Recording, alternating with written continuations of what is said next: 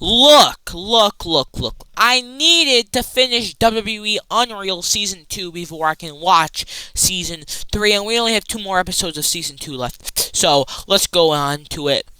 Uh, WWE Unreal Episode 4, Season 2 started off at WWE's headquarters, where they showed some SummerSlam type matches, the very first 2 night SummerSlam. And I just gotta say, so we got CM Punk versus Gunther, right?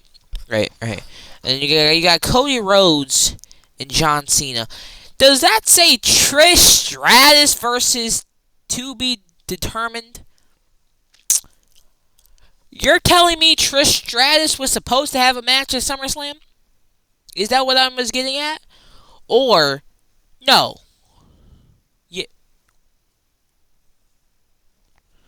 Well, this just says what? Well, this don't make sense because it says Trish Stratus right here and then it says Trish Stratus right there. So is this about? Was she supposed to have a match at SummerSlam? Interesting. Interesting. How interesting. Anyway, Triple H. What the hell? What's this back here?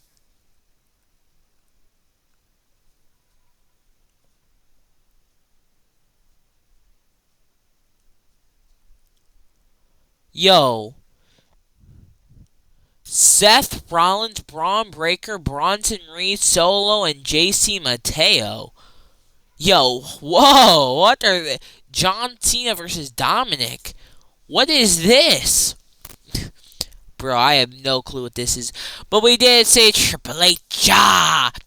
Talk about that he wanted that he came up with the idea to have Seth Rollins fake blow his knee injury out and he told his creative members to to not write it down in the notes so it can be very super secretive and so news outlets like Fightful Select couldn't get the scoop on it to see if it was a work and we could only tell like a couple people no, don't put it in your notes sorry.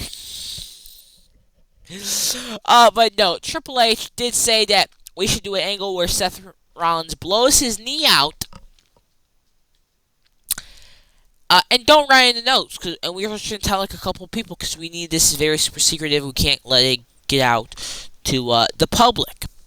So yeah, that's what Triple H was basically saying. And Paul Heyman says that he does not like this this show. Yeah, they showed him and he says, I do not like this show. But to make this easier, you guys can ask me anything. And they asked, how important is a work in wrestling? And he said, how important is a work in wrestling? And they showed a bunch of clips of, Kevin Nash, pretending that he had a bum ankle. Rey Mysterio getting his head squeezed open. Vince McMahon getting exploded. And then he was talking about this angle they did where Tommy Dreamer and Sandman were having a match, and Tommy Dreamer flicked a cigarette into Sandman's eye and made his one eye go blind, and he took the kendo stick and hit it over his eye, making his other eye go blind. And for 5 weeks, he sat at home, did absolutely nothing, didn't take his kids to school, didn't do anything, didn't go grocery shopping, stayed home, and they brought him back with 2 eye patches covering his eye to announce his retirement, and then he removes them, attacks Tommy Dreamer. Voila! He wasn't really blind. Then Triple H starts talking, saying for business reasons, some stuff is moving faster than they should be, and they showed the schedule, and he's like, well, then we get to a weekend like this where you have a Saturday night's main event and an Evolution 2 days in a row. And they're like, yeah, well, it happens. So, and then 3 weeks from later, they got SummerSlam. So, and then we see Jelly Roll, or Jason DeFord, or whatever you like to call him. He says that he got his name Jelly Roll from his mom because he liked donuts and he was fat. And that he's a singer. His main thing is that he's a singer, and he big WWE fan and always saw all these celebrities and wonder if he could get famous enough one day to have a match like Bad Bunny, Johnny Knoxville, Jon Stewart, Shaquille O'Neal. And then Jelly Roll says it was 2023 Nashville, Tennessee, where he pushed Dominic Mysterio to the ground and says, I'm finally famous enough where I can get involved with this stuff. And at SummerSlam of 2024, he did the 5-knuckle shuffle, and he had R-Truth and The Miz help him up, and he realized that he needs to lose some weight or else he's going to die, because there's no way two men need to help another dude up. And 54 days before SummerSlam, he was at the PC training so hard. And Bruce Pritchard says that Jelly Roll bought a house, 2 houses in Florida, close to the Performance Center. So he one for him and one for his team, his crew, so he could record music. And look at Jelly Roll, man. Him just doing flips, back bumps, getting worked, his arm, and he getting chops, taking bumps, and selling now, and taking chops. And then you see him and CM Punk like say, I'm proud of you, man. I'm proud of you. I'm proud of you. And then we're back at the WWE's headquarters, and, Triple H and Bruce Pritchard were talking, and they're like, we're very impressed. We're very impressed with Jelly Roll in the ring. Very impressed. And, we got Triple H is saying that he saw like a sloppier version of Dusty Rhodes. There's no way Triple H compared Jelly Roll to Dusty Rhodes. He said a sloppier version of Dusty Rhodes. What are you on about? And then, Bruce Pritchard is like, well, we need a leader. We need a leader in this match. That's why we got Randy Orton. And then we got heel. Drew McIntyre can get rid of people under their skin. And then Logan Paul. Just Logan Paul. And then you got Bobby Roode talking about the Seth Rollins injury, saying the only way this works if we keep it to a couple amount of people. Then they show this scene where Triple H went to Cody Rhodes and was like, Cody, I gotta tell you something. And Cody's like, okay, we gotta tell me. So you can't tell anybody this. You can't tell anybody this. Okay. So we're doing an angle where Seth Rollins blows his knee out. And we're only telling a couple people that we don't want this getting out. And he was like, okay. And you got Triple H explaining to Cody the Seth Rollins injury angle, and he's like, okay. Oh, that's genius.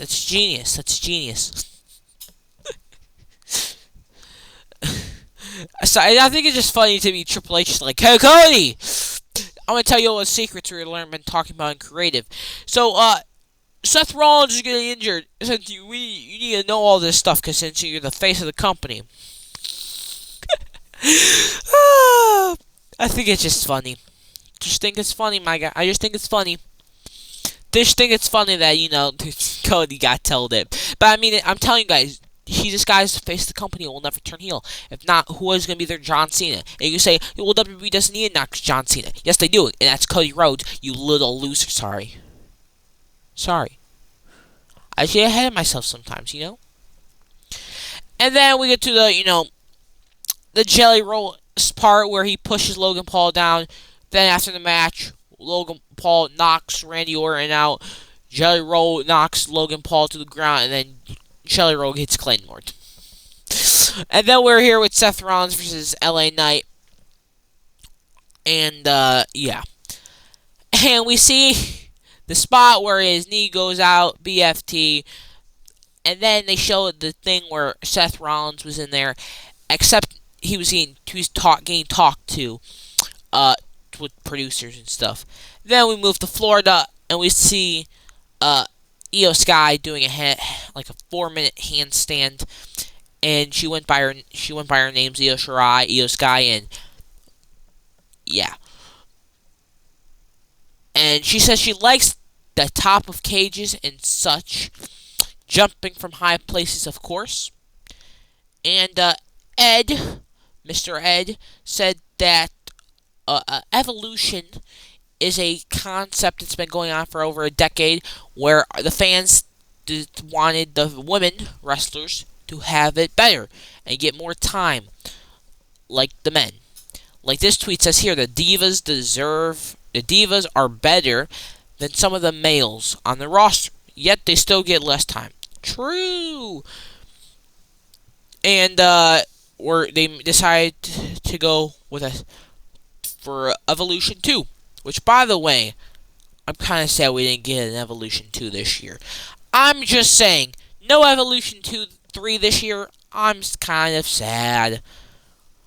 But Florida, we see Naomi saying she won the Millennium briefcase and all that stuff.